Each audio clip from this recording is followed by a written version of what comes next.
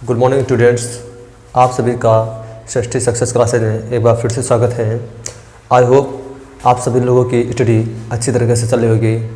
आज हम आपके लिए क्लास 10th मैथ का थर्ड चैप्टर का नाम है दो चर वाले रैखिक समीकरण का प्रश्न नंबर 3.1 का दूसरा क्वेश्चन लेकर आया हूँ। इसके नेक्स्ट वीडियो में मैंने इसी चैप्टर का पार्ट 1 में मैंने फर्स्ट क्वेश्चन समझा था, अच्छी तरीके से समझा था, उसमें मैंने काफ़ी टाइम भी लिया था। आज मैं इससे ज़्यादा टाइम नहीं लूँगा। इस प्रश्न से 2 क्वेश्चन बचे हैं, मैं उनको इसी पार्ट में उम्मीद करूँगा ख़त्म कर दूँगा। तो चलिए फर्स्ट क्वेश्चन देखते हैं। ये सेकंड क्वेश्चन ये क्या कह रहा है। कह रहा है क्रिकेट टीम के एक कोच ने 4500 रुपये में 3 बल्ले तथा 6 गेंदें खरीदी। बाद में उसने एक और बल्ला तथा उसी प्रकार की 3 गेंदें 1300 रुपये में खरीदी। इस स्थिति को बीजगणितीय तथा ज्यामितीय रूप में व्यक्त कीजिए। सेम क्वेश्चन कल वाले की तरह है। जैसे कल हमने इसी क्वेश्चन को हमने क्या किया था, बीजगणितीय रूप में व्यक्त किया था और उसको ग्राफीय रूप में रिप्रेजेंट किया था। वैसे ही कह रहा ज्यामितीय मतलब भाई ग्राफीय रूप में हमें रिप्रेजेंट करना है, ग्राफ में दिखाना है उसको। तो चलिए यहाँ से कह रहा है क्रिकेट टीम के एक कोच ने 4500 रुपये में 3 बल्ले और 6 गेंदें खरीदी। अब देखिए टोटल रुपए उसके पास 39 हैं, उसी 4500 रुपये में उसने 3 बल्ले खरीदे और 6 गेंद खरीदी। 4500 ही रुपये में, टोटल रुपये है 4500, उसी 4500 रुपये में उसने 3 बल्ले खरीद लिए और 6 गेंदें खरीद ली। अब अगर मैं ये पता चल जाए उन 3 बल्लों का मूल्य कितना है और 6 गेंदों का मूल्य कितना है, तो सबको जोड़ देंगे तो 4500 ही रुपये तो आएगा। तो उसी 4500 रुपये में ही उसने 3 बल्ले और 6 गेंदें खरीदी हैं। अब हमको ये नहीं पता है कि उन 3 बल्लों का मूल्य कितना है। अगर 3 बल्लों का मूल्य निकालना है तो सबसे पहले आपको ये पता होना चाहिए कि जो एक बल्ला है उसकी कीमत कितनी है। अगर एक बल्ले की कीमत आपको पता चल जाए तो 3 बल्लों की पता कीमत कर सकते हो, उसमें 3 से मल्टीप्लाई कर देंगे। वैसे मान लीजिए अगर एक बल्ले की कीमत 100 रुपये है तो 3 बल्लों की कीमत 300 हो जाएगी। 3 से क्या करें, मल्टीप्लाई कर देंगे। एक बल्ले की अगर कीमत मान लीजिए 100 रुपये है, कितनी 100, तो 3 बल्लों की कीमत तो हो जाएगा 300 रुपये। वैसे ही अगर मान लीजिए एक गेंद है, एक गेंद उसकी कीमत मान लीजिए 50 रुपये है, कितनी है 50, तो 6 गेंदों की कीमत हो जाएगी, उससे 6 से मल्टीप्लाई करें, 6 पंचे 30, यानी ये भी हो जाएगा 300 रुपये। आई होप बात समझ रहे होंगे। तो सबसे पहले क्या पता चाहिए, हमें ये पता होना चाहिए कि जो एक बल्ला है और एक गेंद, इसकी कीमत कितनी है। एक बल्ले और एक गेंद की कीमत कितनी है, फिर जितने की कीमत निकालनी होगी उतने से क्या कर देंगे, मल्टीप्लाई कर देंगे। सिंपल लॉजिक है ना। तो बस वही करना है। और हमें ये नहीं पता है कि एक बल्ले की कीमत कितनी है, तो उसके लिए क्या करना पड़ेगा, हमें मानना पड़ेगा इसकी कीमत कितनी है। तो देखिए मैं मानेंगे, देखेंगे माना एक बल्ले का मूल्य या उसकी कीमत, एक बल्ले का मूल्य हमने मान लिया कि वो 100 रुपये है, ठीक। एक गेंद का मूल्य,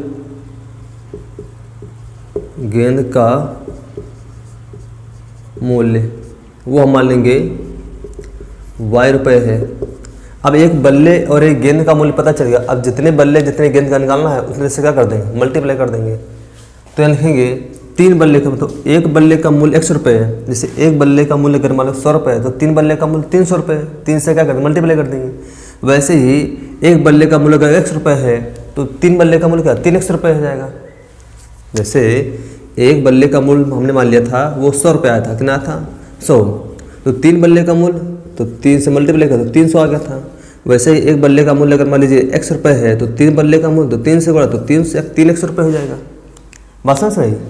तो वही चीज़ लिखेंगे, एक बल्ले का मूल्य 100 रुपये है तो 3 बल्ले का मूल्य, क्योंकि टोटल कितने हैं, 3 बल्ले खरीदे थे ना, तो लिखे 3 बल्ले का मूल्य, तो वो कितना हो जाएगा, वो हो जाएगा 3 100 रुपये।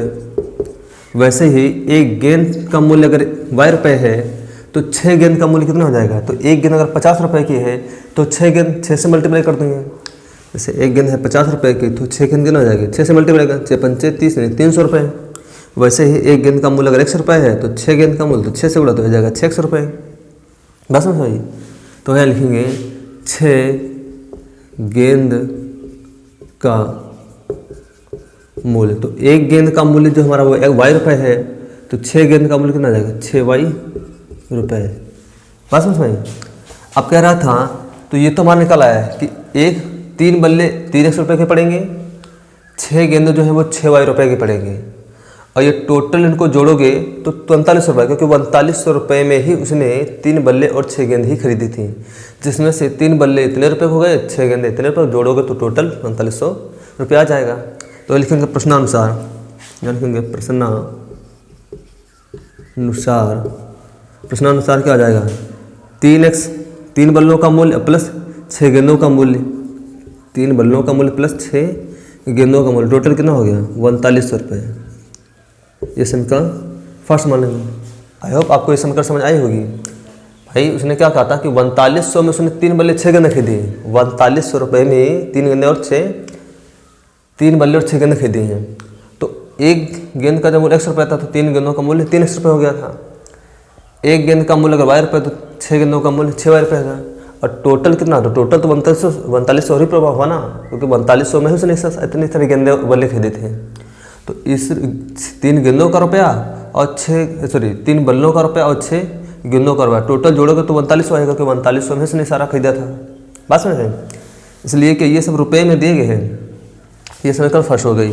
अब यहाँ से अब सेकंड समीकरण देखें। अब देखो आगे क्या करा था, बाद में उसने एक और बल्ला खरीदा, बाद में उसने एक और बल्ला खरीदा तथा उसी प्रकार की 3 गेंदें खरीदी 1300 रुपये। अब 1300 रुपये, टोटल 1300 रुपये में उसने एक और बल्ला खरीद लिया और उसी प्रकार 3 गेंदें खरीद ली। तो हमने यहाँ लिखेंगे एक बल्ले का मूल्य, तो एक बल्ले का मूल्य वो तो आपको पता हो गया कितना था, वो तो 100 रुपये था। फिर यहाँ नई लाइन से लिखेंगे एक बल्ले का मूल्य, एक बल्ले का मूल्य, तो एक बल्ला खरीदना, और एक बल्ले कितने रुपये का था 100 रुपये का, क्योंकि हमने माना है एक बल्ला जो था वो 100 रुपये का था, उसने एक ही बल्ला खरीदा है तो उसका रुपये कितना होगा 100 रुपये।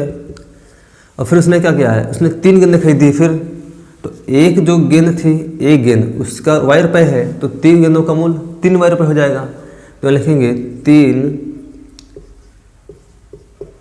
गेंद का मूल्य, तो वो हो जाएगा 3y रुपये। कितना हो जाएगा 3y। अब लिखेंगे प्रश्नानुसार,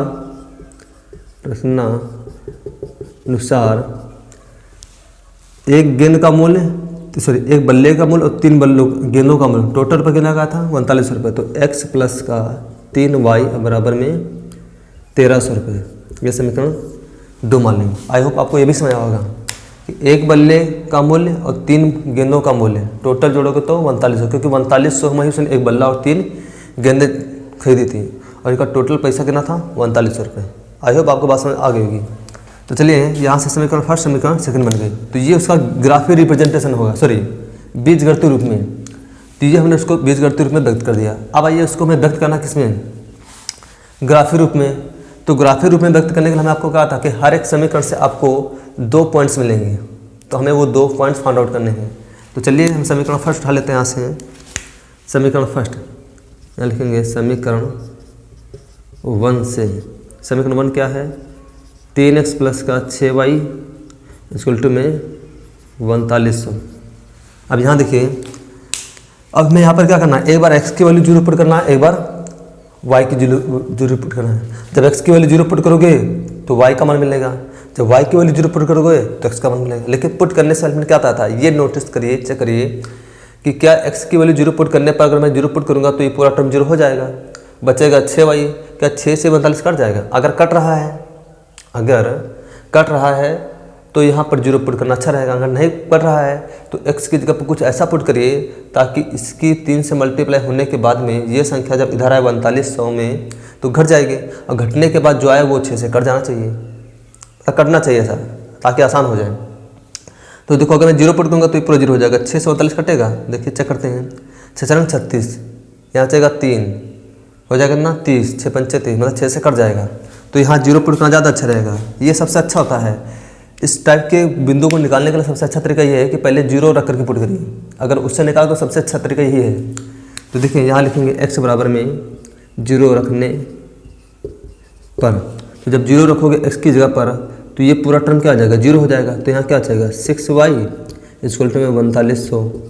अब 6 को 4200 से भाग करोगे तो 6 कम 6 और 6 चरंग 36, यहाँ बचेगा कितना 42 है तो 6 चरंग 36, 42 में से 36 गया 3 और 3 रखोगे इसके आगे हो जाएगा 30, तो 6 पंचे 30 और यहाँ पर बच जाएगा 0, 650, यानी y की वैल्यू आ गई 650।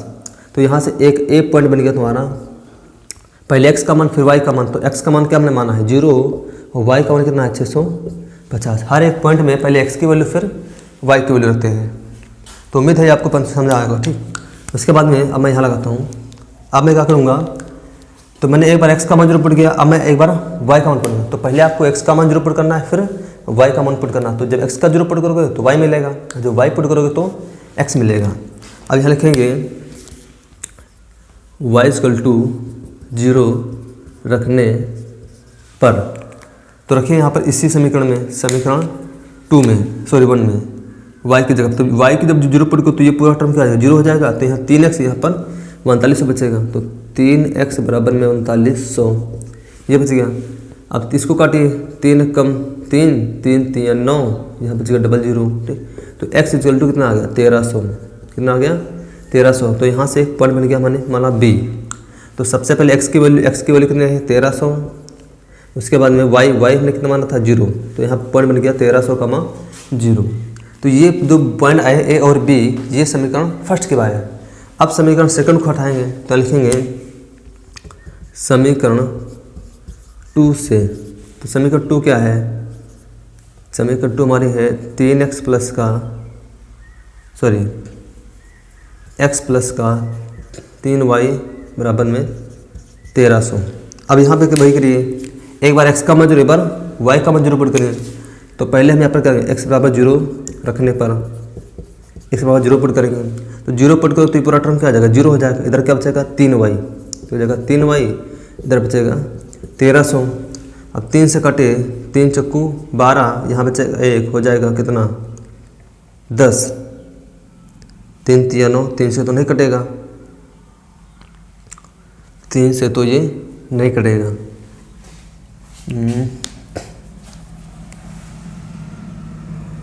यहाँ ये पूरा 0 हो गया, 3 से कटोगे तो 3 चौको 12, यहाँ बचा 1, हो जाएगा 10, 3 3 9, फिर बचेगा 1, फिर 3 3 9, नहीं कटेगा 3 से।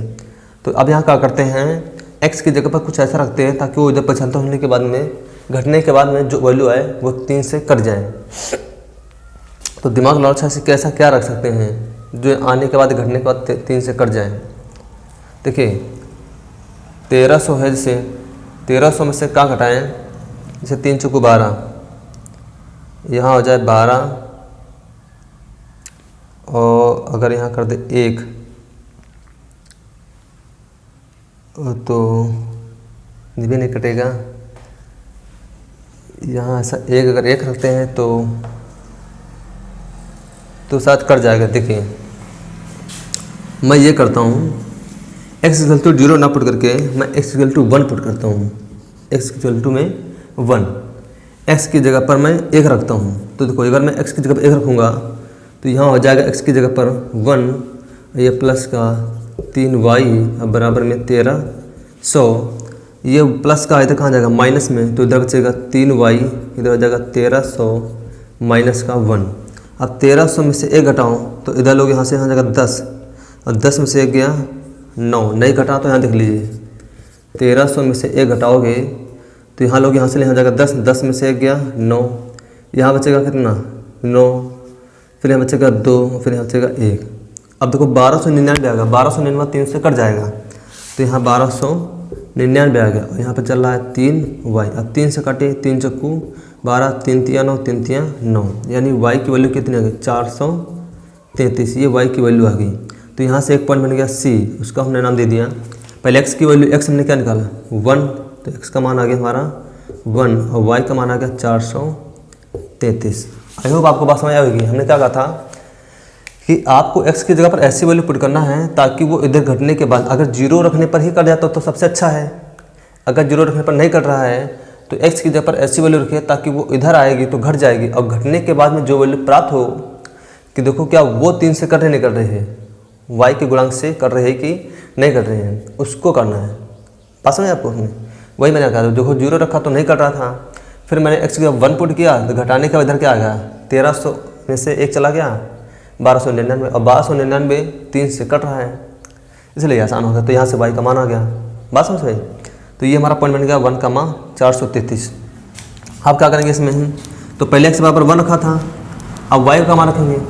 अब y का मान क्या रखेंगे, सीधा 0, क्योंकि x का सीधा x से इसमें कोई गुणांक तो है नहीं जो उसको काटेगा, तो यहाँ सीधा y का मान क्या पुट कर देंगे हम, 0, तो हमें x का मान मिल जाएगा। तो लिखेंगे y = 0 रखने पर, y = 0 रखने पर, तो जब 0 रखोगे y की जगह, समीकरण 2 में y की जगह पर, तो ये पूरा टर्म क्या आ जाएगा, 0 हो जाएगा। तो यहाँ क्या बचेगा, x, और बराबर इधर क्या बचेगा 1300।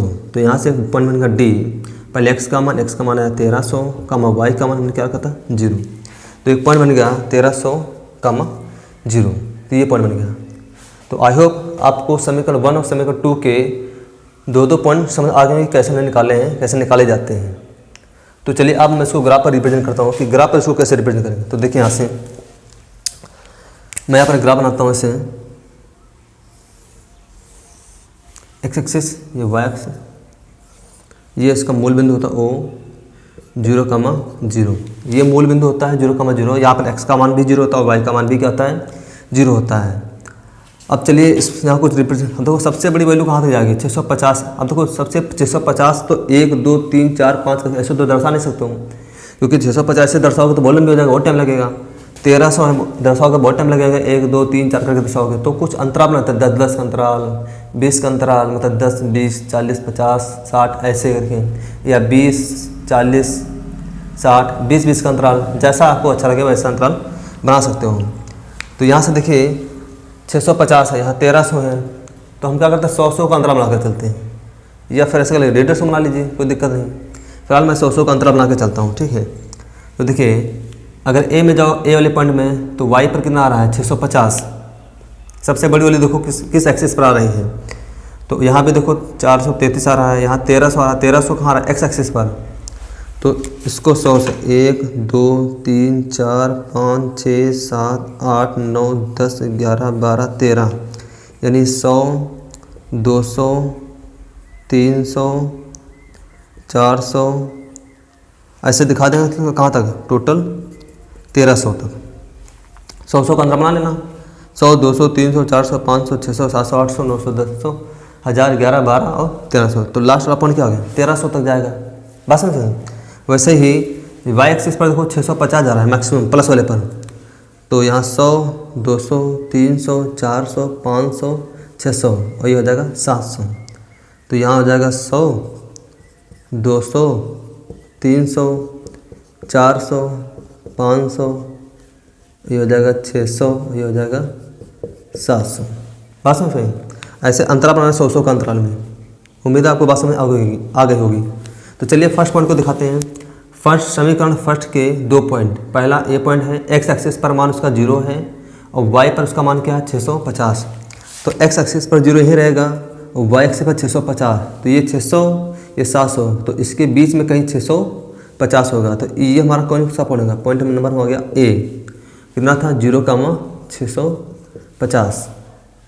अब देखिए इसी समीकरण 2 का बी पॉइंट क्या हमारा है 1300,0, यानी एक्स एक्सिस पर 1300 है और वाई एक्सिस पर 0, तो वाई एक्सिस पर 0 ही रहेगा, एक्स एक्सिस पर 13, तो एक्स एक्सिस पर चले जाओ प्लस की तरफ 1300, तो 1300 तो लास्ट वाला पॉइंट यहाँ फंसेगा, तो ये हो गया 1300 और वाई एक्सिस पर 0 यहाँ हो गया। तो ये हमारा कौन सा पॉइंट बन गया बी 1300,0। बात समझिए। अब ये समीकरण फर्स्ट का ये फर्स्ट पॉइंट, ये सेकंड पॉइंट, इन दोनों को क्या कर देंगे, मिला देंगे इससे। तो इस टाइप से इनको हम क्या कर देंगे, मिला देंगे। तो ये हमारी कौन सी बनी गई, ये समीकरण फर्स्ट का हमारा ग्राफिक रिप्रेजेंटेशन हो गया। समीकरण फर्स्ट ये हमारी क्या हो गई, ग्राफर प्लॉट हो गई। अब समीकरण फर्स्ट हमारी क्या थी, इसको यहाँ दिखा सकते हूँ।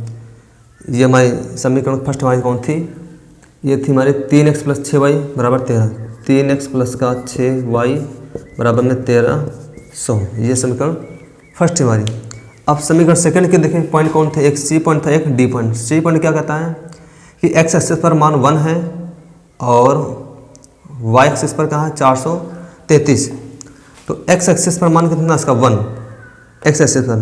तो देखिए ये तो हमारा कितना हो गया, ये तो हमारा हो गया 100। तो जाहिर सी बात 1 कहीं यहाँ कहीं होगा लाइक, क्योंकि बहुत छोटा है ना। तो 1 2 3 4 5 6 100, इसके 100 भाग करोगे तो 1 कहीं यहाँ पर जाकर लाइक करेगा। तो ये मान लीजिए तुम्हारा 1 ही है, मान लीजिए कि यहाँ पर तुम्हारा 1 होगा यहाँ पर। वैसे तो इसके बहुत छोटे छोटे पार्ट होंगे, तुम मान ही लीजिए कि यहीं पर 1 होगा, ठीक है। उसके वाई एक्सिस पर 433, वाई एक्सिस चले 433, 400 ये हो गया। तो मान लीजिए 500 और 400 के बीच में 33 कहीं यहाँ पर काम करेगा, कहीं यहाँ पर। तो अब कुछ नहीं करना, इसको ऊपर बढ़ते जाइए, इसको दबाते जहाँ ये कट करेंगे वहीं इसका पॉइंट बन जाएगा। तो यहाँ जाकर ये पॉइंट बनेगा, इस पॉइंट का नाम दे देंगे क्या, सी बन गया हमारा 1,433। तो ये तुम्हारा सी पॉइंट बन गया। उसके बाद हमारा कौन सा पॉइंट आता है, डी पॉइंट। एक्स एक्सिस पर 1300, वाई एक्सिस पर 0। तो एक्स एक्सिस पर 1300 ये हो गया, वाई एक्सिस पर 0 हो गया। तो यहाँ भी तुम्हारा कौन सा पॉइंट बन जाएगा, डी पॉइंट बन जाएगा भाई 1300,0 वाला, क्योंकि वो भी यहीं पर आएगा। तो अब इस पॉइंट को इस पॉइंट से क्या कर देंगे, मिला दीजिए। तो ये पॉइंट को क्या करना है हमसे,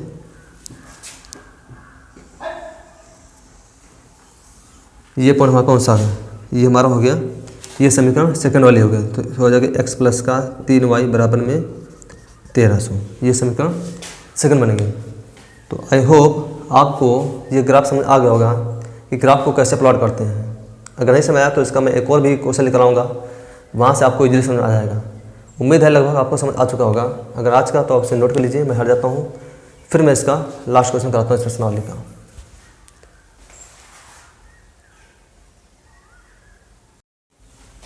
चलिए अब मैं इस प्रश्नावली का लास्ट क्वेश्चन करता हूँ।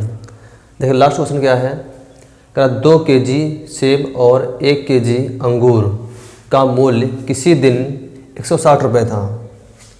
1 महीने बाद 4 kg और 2 kg अंगूर का मूल्य 300 रुपये हो जाता है। इस स्थिति को बीजगणितीय तथा ज्यामितीय रूपों में व्यक्त कीजिए। सेम वही क्वेश्चन जो पिछले 2 हमने क्वेश्चन किए हैं, बीजगणितीय और ज्यामितीय रूप में इसको प्रदर्शित करना है। तो सबसे पहले देखिए क्या करा है, 2 kg और 1 kg मतलब 2 किलोग्राम और 1 किलोग्राम अंगूर का मूल्य किसी दिन 160 रुपये था। मतलब कहने का ये है कि 2 किलोग्राम सेब और 1 किलोग्राम अंगूर जब वो खरीदता है, 2 किलोग्राम सेब और 1 किलोग्राम अंगूर जब वो खरीदा था तो उसे 160 रुपये देने पड़ते थे। 160 कुल 160 रुपये, 2 किलोग्राम सेब और 1 किलोग्राम अंगूर का कुल 160 रुपये देना पड़ता था। लेकिन जब वो 1 महीने बाद खरीदने गया, 1 महीने बाद 4 किलोग्राम सेब और 2 किलोग्राम अंगूर, तब वो टोटल रुपये उसको 300 देने पड़े। कितने, 300। यानी 2 किलोग्राम सेब और 1 किलोग्राम अंगूर का टोटल रुपये जो है वो 160 रुपये है। तो अब हमें क्या पता करना है, तो 2 किलोग्राम का सेब और 1 किलोग्राम अंगूर, लेकिन ये हमें नहीं पता है कि 2 किलोग्राम वो सेब कितने रुपए के थे। पता है क्या, नहीं पता है, कि उसमें नहीं दिया गया है। केवल ये दिया गया है कि 2 किलोग्राम सेब और 1 किलोग्राम अंगूर, इनका टोटल पैसा है वो 160 रुपये देने पड़े उसको। अब हमें ये नहीं पता है कि 2 किलोग्राम सेब कितने रुपए के पड़े, 1 किलोग्राम अंगूर कितने का पड़ा।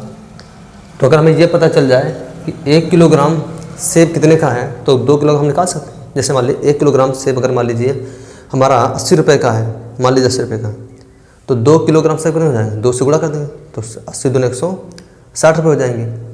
या मान लीजिए 1 किलोग्राम हमारा सेब जो है वो 40 रुपये का है, तो 2 किलोग्राम सेब 80 हो जाएगा, 2 से क्या कर देंगे गुणा। मतलब अगर हमें कोई भी वस्तु है, अगर उसकी एक वस्तु की कीमत पता चल जाए तो जितनी वस्तु की कीमत पूछेगा उतने से क्या कर देंगे गुणा। तो सबसे पहले हमें क्या करना है, हर एक क्वेश्चन में इस टाइप के जब भी कोई क्वेश्चन फंसेंगे तो सबसे पहले उस वस्तु की एक वस्तु की कीमत पता करूँ। अगर एक वस्तु की कीमत पता है और जितनी भी वस्तु की कीमत पूछेगा उतने से क्या कर देंगे, हम मल्टीप्लाई कर देंगे। बात समझ। तो सबसे पहले वही करेंगे, लिखेंगे मानना, तो हमें पता तो है तो मानना पड़ेगा, लिखेंगे मानना 1 kg सेब का मूल्य, वो हमने मान लिया क्या 100 रुपये, और 1 kg अंगूर का मूल्य वो हमने माना y रुपये। अब क्वेश्चन करा 2 kg और 1 kg अंगूर का मूल्य, तो लिखेंगे 2 kg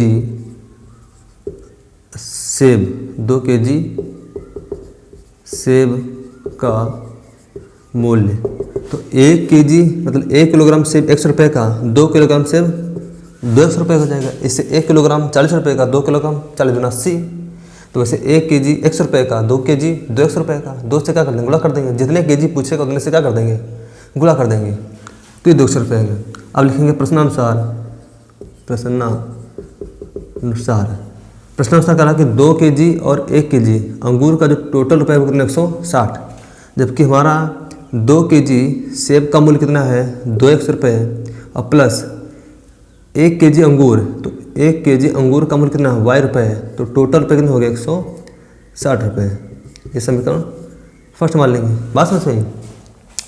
ये 2 किलोग्राम सेब, ये 1 किलोग्राम अंगूर, टोटल पैसा कितना हो गया 160 रुपये हो गया। बात समझ में? अब देखिए यहाँ से अगला क्वेश्चन आगे देखा क्या करना है। 1 महीने बाद 4 kg और 2 kg अंगूर का मूल्य 300 रुपये जाता है, यानी दोनों का मिलाकर 300 रुपये हो जाता है टोटल पैसा। तो लिखेंगे 4 kg सेब का मूल्य, 4 kg सेब का मूल्य वो कितना हो जाएगा 400 रुपये, क्योंकि 1 किलोग्राम सेब का मूल्य 100 रुपये है, तो 4 किलोग्राम का 400 रुपये। वैसे लिखेंगे 2 kg अंगूर का मूल्य, तो लिखेंगे 2 kg अंगूर का मूल्य, तो वो हो जाएगा 2y रुपये, क्योंकि 1 kg अंगूर का मूल्य y रुपये है, तो 2 kg अंगूर का मूल्य 2y रुपये है। उतने से क्या कर देंगे मल्टी, जितने kg पूछा उतने से क्या कर देंगे मल्टीप्लाई कर देंगे। अब यहाँ लिखेंगे प्रश्नानुसार